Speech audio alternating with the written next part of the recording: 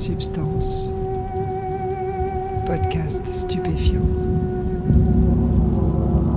Bonjour à tous, bienvenue dans Substance, Louis et l'étrange phénomène, épisode 1. Ce que je trouve fascinant dans les psychédéliques, c'est cette impression qu'ils donnent accès à un continent caché. Un continent inconscient, une sorte de nouveau monde symbolique, une zone mystérieuse. Personne ne sait aujourd'hui précisément ce qu'est la conscience, et personne ne sait non plus précisément ce que cache l'inconscient, même s'il existe d'innombrables théories. Et puisque ce continent est encore largement inconnu, indéfini, il arrive que lors de son exploration, adviennent des événements surprenants, incompréhensibles. Et l'histoire de Louis va nous en fournir un exemple. Louis est né dans une famille de classe moyenne, bourgeoise, mais il va refuser la voie classique qui s'ouvrait devant lui, études, boulot, famille, pour prendre des chemins de traverse. Vous allez l'entendre, la vie ne va pas le ménager, et pour faire face à cette adversité, il va prendre un jour une décision radicale. C'est ce qu'il va nous raconter en 5 épisodes, dont voici le premier. Alors ne vous étonnez pas, il y a des petits problèmes de saturation du son dans cette interview, malheureusement. Ça reste largement audible, mais voilà, je préférais vous prévenir, ça ne vient pas de votre système, ça vient donc de l'enregistrement. Mettez-vous bien, réglez le son et écoutez, vous êtes dans Substance.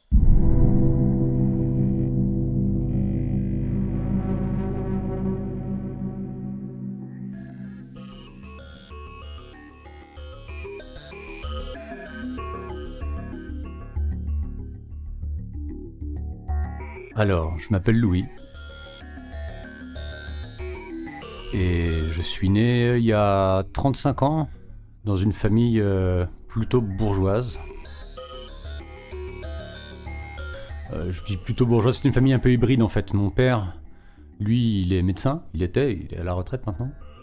Et ma mère, elle vient plutôt d'une famille d'ouvriers. Mon père venait plutôt d'une famille de scientifiques, d'universitaires bourgeois, on va dire.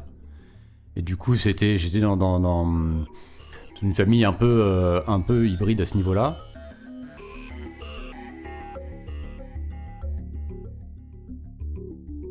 Quand j'étais petit, j'étais passionné par plein de choses.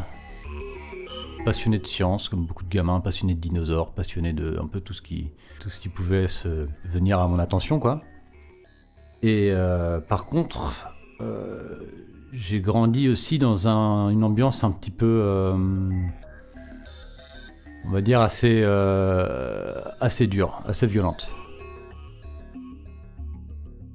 Je sais pas si j'ai vraiment besoin de rentrer dans les détails, mais bon, j'ai pas eu une enfance de tout repos.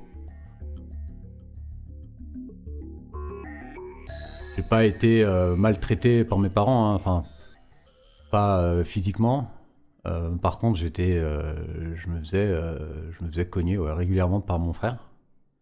Et comme j'étais dans une famille, je sais pas si vous voyez les familles bourgeoises, mais c'est la réputation de la famille avant tout. Donc quand il y a un problème, on le met sous le tapis et puis on n'en parle jamais. Donc on cherche jamais à régler ce genre de problématique qu'il peut y avoir entre des gamins de la fratrie. On va chercher, les parents vont chercher à couvrir ça et à rentrer dans une sorte de déni par rapport à ça. Et donc moi j'ai beaucoup souffert de ça. J'ai été plus ou moins jeté dehors à 15 ans. À l'école, ça a été jusqu'à mon adolescence. C'est-à-dire que j'étais toujours dans les premiers lorsque j'étais en primaire jusqu'au collège où j'ai pas décroché, mais j'ai commencé à m'en foutre un peu. J'ai commencé à pas m'ennuyer, mais ça m'intéressait de moins en moins. Et puis j'arrivais quand même à avoir des résultats suffisants pour avancer. Et surtout, moi j'avais une passion qui est apparue à l'adolescence, qui était la musique. Ça est apparu un petit peu avant l'adolescence, mais c'est pendant l'adolescence que ça a vraiment commencé à prendre beaucoup de mon attention. Et le problème, c'est que je venais d'une famille où on me disait, bah non, la musique, c'est un loisir, c'était pas un métier, tu pourrais pas en faire ton métier, c'est mort. Et du coup, je m'étais fait un petit peu à cette idée. Et une fois mon bac en poche, je suis parti pour tenter médecine. Le problème, c'est que moi, j'avais passé le bac en candidat libre parce que j'avais un peu sur un coup de tête en terminale. Là, je m'étais désinscrit du lycée parce que je trouvais que ça servait à rien le lycée. J'ai l'impression qu'il donnait le bac à tout le monde et je me suis dit peut-être que je vais l'avoir en candidat libre en taffant à côté, faire un petit peu de sous, quoi. Et du coup, j'ai eu mon bac de justesse, mon bac scientifique.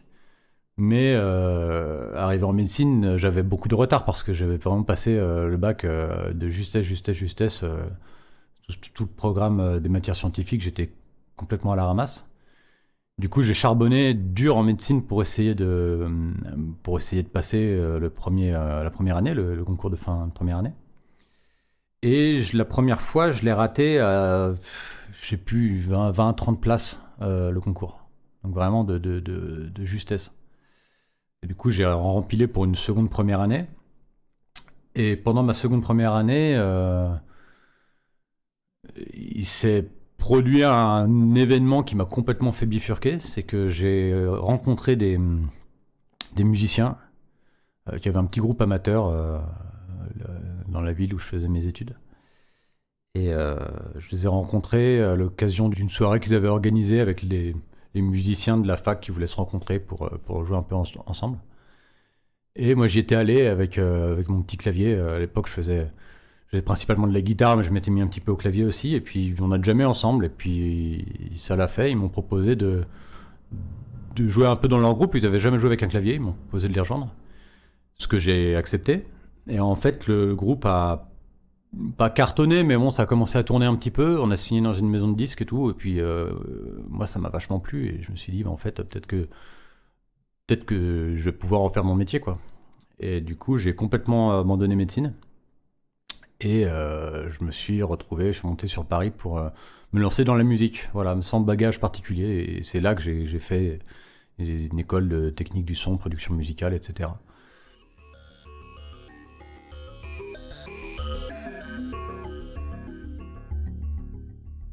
Et du coup, j'ai quand même hérité d'un esprit très rationaliste, quoi, presque matérialiste, même complètement, jusqu'à un certain moment dans ma vie qu'on va aborder plus tard.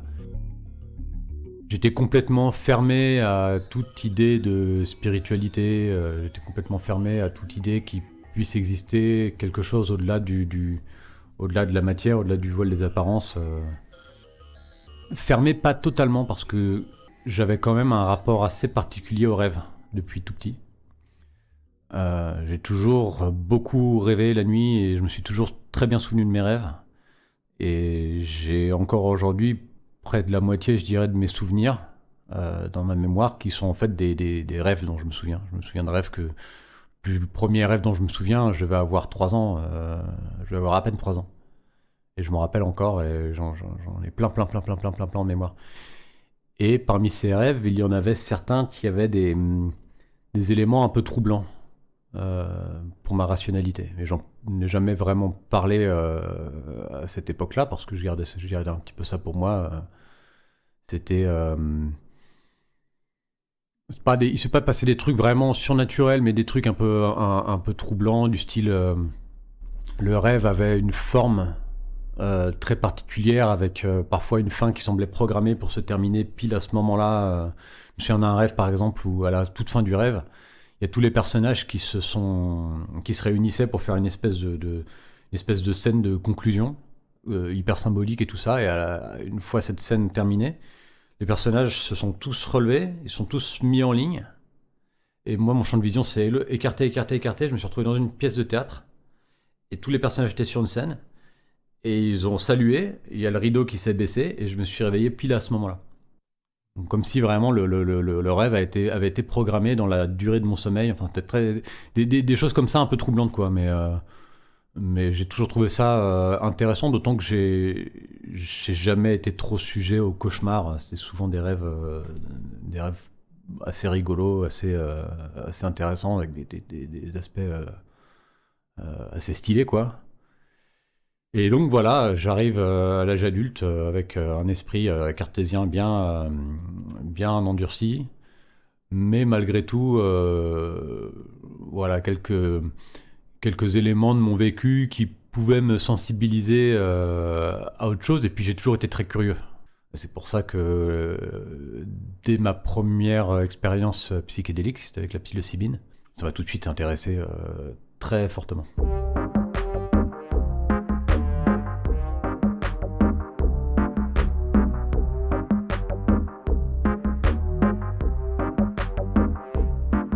C'était, je vais avoir 22, 23 ans. C'était à Amsterdam, j'étais parti en voyage à Amsterdam avec un pote. Ça va être en avril-mai, mais il était super beau, c'était une journée magnifique. Et on s'est dit, tiens, on essaierait bien ça. On a acheté des truffes dans un smart shop. On allait se mettre dans un parc, il y avait, je sais plus le nom du parc, un super parc à Amsterdam, super beau. Et on avait pris une boîte, normalement pour une personne, on se les partageait à deux, donc c'était vraiment une dose légère, quoi. Parce qu'on connaissait pas le truc, nous on avait entendu pas mal de légendes urbaines comme tout le monde sur ces substances-là, mais on était, voilà, on voulait voir par nous-mêmes, quoi. Donc j'en attendais pas grand-chose. Enfin, c'est pas que j'en attendais pas grand-chose, mais c'est que j'avais pas d'a priori sur ce que j'allais vivre. On a pris ça en début d'après-midi, et puis on commençait à se balader dans le parc. Alors c'était assez rigolo parce qu'au début on savait pas du tout ce qu'on allait vivre. Du coup, on était un peu pas parano, mais on se disait, dès qu'on sentait le moindre petit truc, on se demandait, est-ce que c'est ça, est-ce que c'est pas ça, est-ce que ça a commencé, est-ce que ça n'a pas commencé. Puis bon, à un moment donné, j'ai su que ça avait bien commencé.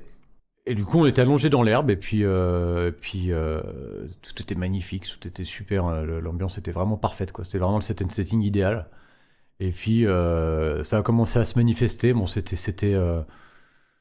je me sentais juste en paix et j'avais des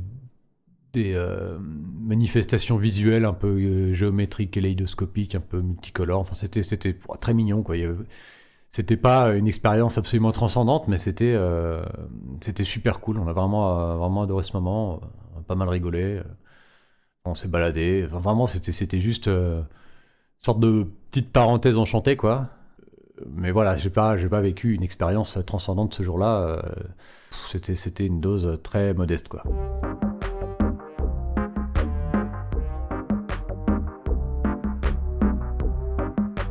Moi, j'ai fumé mon premier joint à 13 ans.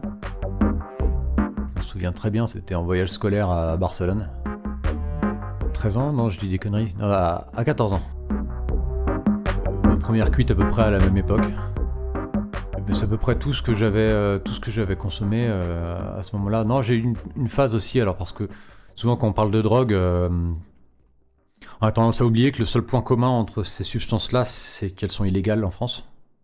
Évidemment, quand on prononce le terme de drogue, spontanément déjà on pense pas à l'alcool, et spontanément on va pas non plus penser aux médicaments. Et moi, à cette époque-là, vraiment la pire expérience que j'ai eue de défonce, et même en termes d'addiction et tout, c'était avec des benzos.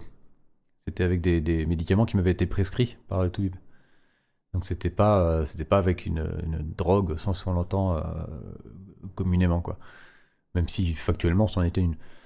Je faisais des insomnies quand j'étais en médecine, et du coup des insomnies vraiment très sévères, quoi. Je pouvais passer plusieurs nuits blanches d'affilée sans dormir. Du coup on m'avait prescrit du Stilnox.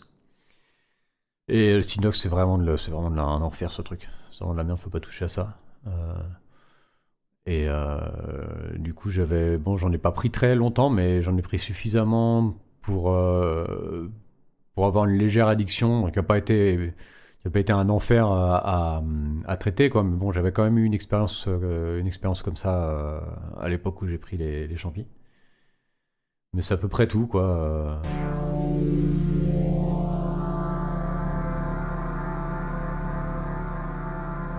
Ça m'a intéressé, les champis, la psilocybine en particulier, les psychédéliques par la suite. Ça m'a intéressé parce que il se manifestait des choses dans ma conscience que je trouvais très intéressantes, et notamment la deuxième fois que j'en ai pris. Cette fois, c'était tout seul chez moi.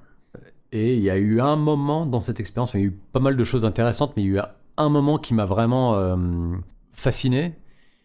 C'est que pendant l'expérience, en plein pic de l'expérience, un moment, j'ai eu des espèces de flashbacks de souvenirs de rêves de mon passé, qui sont revenus en l'espace de quelques secondes. Il y a des dizaines et des dizaines et des dizaines de souvenirs de rêves qui sont ressurgis à ma conscience comme ça.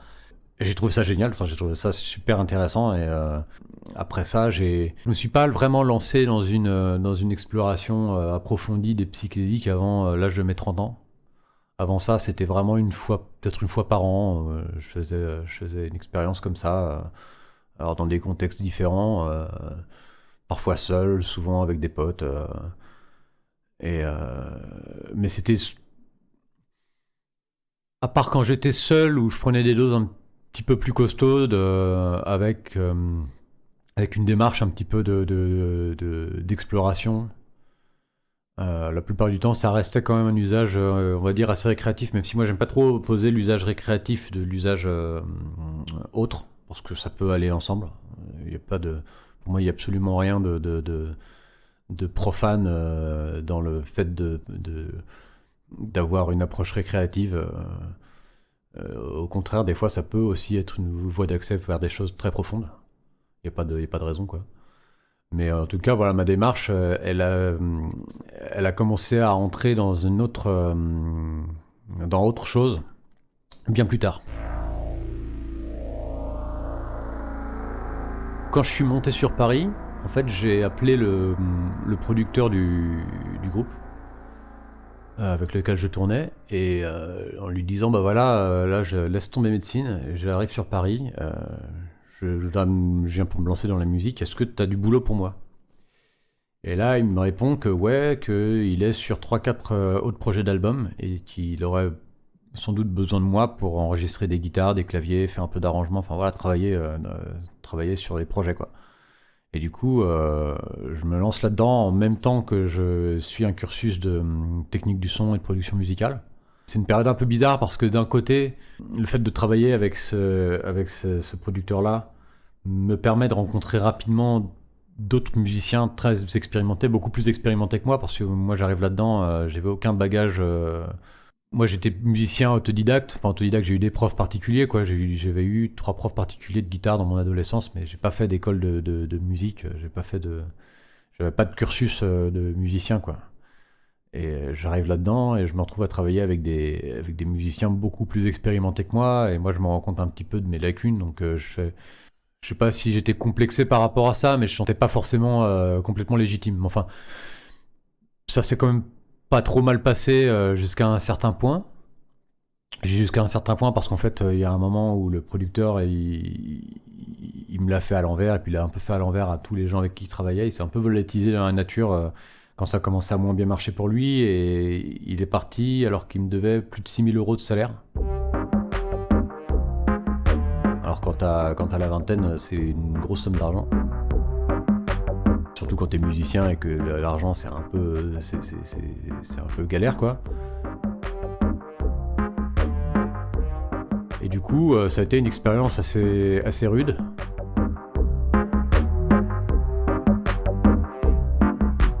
Avec le groupe avec lequel je tournais avant, j'ai continué à jouer avec eux pendant plusieurs années. Et puis encore aujourd'hui, c'est resté des super potes. Ça fait partie de mes meilleurs potes. Je les refréquente régulièrement. D'ailleurs, mon partenaire de perche pour ma première perche de Champy, il était membre de ce groupe-là aussi. Et du coup, quand j'étais sur Paris, je me suis retrouvé à jouer dans d'autres projets, dans d'autres groupes, à faire d'autres choses.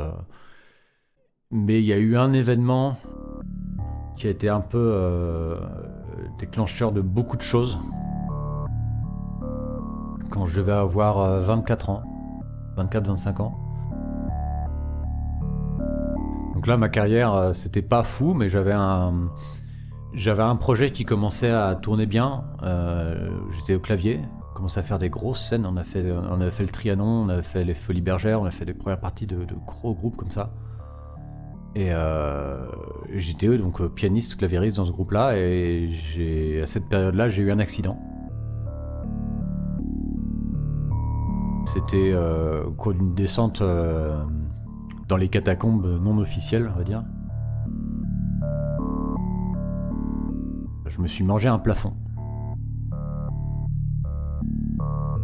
En fait, le mec qui ouvrait la marche devant moi, on avait descendu quasiment 10 heures, on était un petit peu torché, quoi. Et on marchait vers la sortie, on marchait vite. Et le mec était devant moi, il était tout petit, il faisait une tête de moins que moi. Et à un moment, le plafond, il baissait d'un coup. Et lui, il passait nickel en dessous, donc il a pas pensé à prévenir qu'il y avait ça. Normalement, celui qui ouvre la marche, il annonce qu'il y a des obstacles comme ça. Mais du coup, moi qui arrivais juste derrière, je me suis pris le plafond en pleine tronche. Et alors j'avais une grosse chapka sur la tête qui a un peu amorti le choc, mais par contre ma tête est partie en arrière et je me suis fait un coup du lapin. Je suis tombé dans les pommes, pas longtemps, en une trentaine de secondes je suis resté inconscient, puis je me suis réveillé, je me suis relevé, j'avais pas mal, qu'on est ressorti. Comme si de rien n'était quoi. J'étais un peu sonné quand même. Et plusieurs semaines après, je commençais à sentir des douleurs dans la main. Alors comme j'étais pianiste, claviériste, c'était tout de suite très handicapant. Des douleurs et une altération de ma motricité. Et en quelques semaines, je me suis retrouvé complètement incapable de jouer. Donc j'ai dû abandonner quasiment tous mes projets en tant que claviériste. Enfin, tous mes projets en tant que claviériste, en tout cas, j'ai gardé juste un groupe où j'étais à la guitare, avec lequel je joue toujours actuellement d'ailleurs. Ça fait plus de 10 ans que je joue avec eux maintenant. Mais comme j'avais des douleurs dans la main droite, ça m'handicapait beaucoup moins pour la guitare. Parce que la guitare, voilà, la main droite, je me sers pas. Surtout, je me sers pas de ces deux doigts-là, c'est les deux derniers doigts qui étaient atteints. Alors que pour le piano, c'était vraiment très handicapant. Et du coup, j'ai commencé à faire des examens, des imageries dans la main et tout ça. J'avais pas fait le lien entre les douleurs et l'accident parce que les douleurs sont apparues bien après, enfin quelques semaines au moins après. Et sur le coup, l'accident, j'ai pas eu mal du tout. Et du coup, les examens au niveau de la main, ils ont rien montré. Donc j'ai passé d'autres examens un peu pendant des mois et des mois. En fait, j'ai eu des mois, voire plusieurs années d'errance médicale avant que finalement les douleurs ne faisaient qu'empirer. On a fini par voir que c'était bien au niveau du cou, quoi. J'avais une hernie, j'avais un disque intervertébral là, qui était complètement éclaté, avec une grosse hernie au niveau des cervicales, qui me comprimait des racines nerveuses dans la main droite. Et du coup, j'avais des douleurs épouvantables en permanence. Donc ma vie était devenue c'était devenu un enfer quoi. En fait, les seules solutions qu'on me proposait, c'était de me donner des antidouleurs toujours plus puissants. Donc ça a commencé avec la codéine, ça a poursuivi avec le tramadol pendant plusieurs années. Et puis à un certain point, c'était carrément à l'oxycodone. Donc je bouffais des opiacés vraiment tout le temps. Donc ça, j'avais une vie de merde quoi, on peut le dire. J'avais quasiment plus de vie sociale parce que dès que je sortais, j'étais fatigué très vite et puis j'avais des crises de douleur épouvantables. C'était un enfer pour les autres, c'était un enfer pour moi. Enfin, donc j'étais de plus en plus isolé. Évidemment, aucune vie sentimentale. J'avais ma passion pour la musique qui était devenue mon métier, qui n'a jamais complètement décollé, mais qui était sur le point quand ça, peut-être, j'en sais rien, mais en tout cas, ça commençait à devenir vraiment intéressant quand j'ai eu cet accident et du jour au lendemain, je pouvais plus.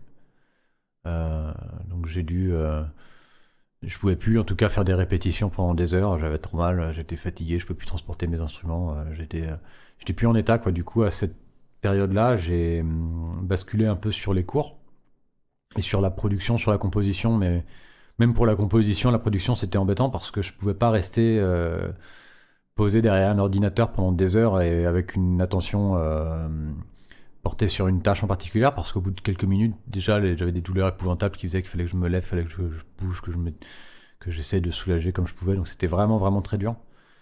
Et du coup, à cette époque-là, j'ai commencé à bosser comme prof de musique dans une petite école privée.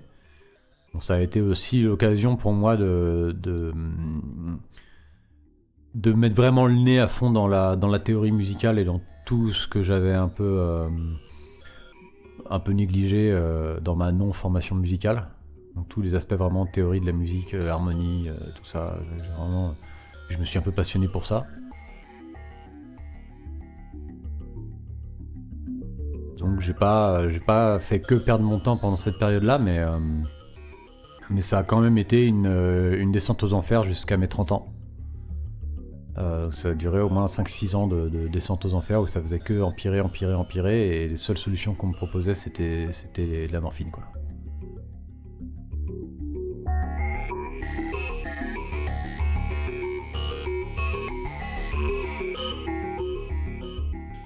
Louis se retrouve donc dans une situation difficile. Sa vie est compliquée, sa vie est douloureuse, et il n'a pas de solution à portée de main. On entendra dans le prochain épisode la décision étonnante qu'il va prendre pour se sortir de l'impasse. D'ici là, portez-vous bien.